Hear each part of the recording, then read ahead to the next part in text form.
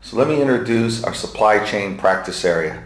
And this primarily deals with the areas of planning, purchasing, warehouse, and ERP. Again, this is an extremely important area because inventory costs you around 25% of the total value of your inventory. It's an extremely expensive thing if you have a lot of inventory. And by fixing this up properly, you can actually change and save a lot of money.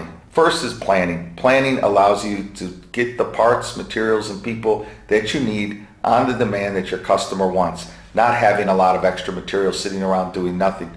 Actually pulling it into a plan, a daily production plan that you can manage to. Secondly is purchasing. Purchasing is extremely important because obviously it's the price of the goods, but also how do you buy it? Do you buy it 1 month, 2 months, 3 months, 6 months in advance? We've even had clients buying parts 12 months in advance, and then those parts just sit around in their warehouse. They think they're getting a deal because they get 2-3% discount.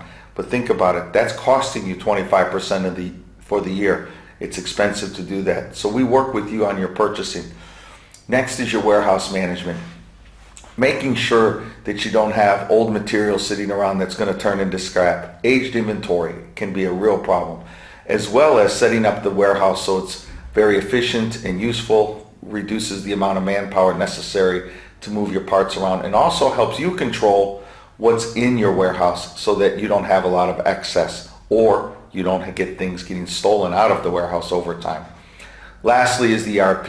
It's a really nice system that allows you visibility to all the things we've just talked about. With the ERP, you can use it for planning. You can work with it in setting up your purchasing. It can do your warehouse management, and it can also download right into your financial system so that you can simplify your overall processes.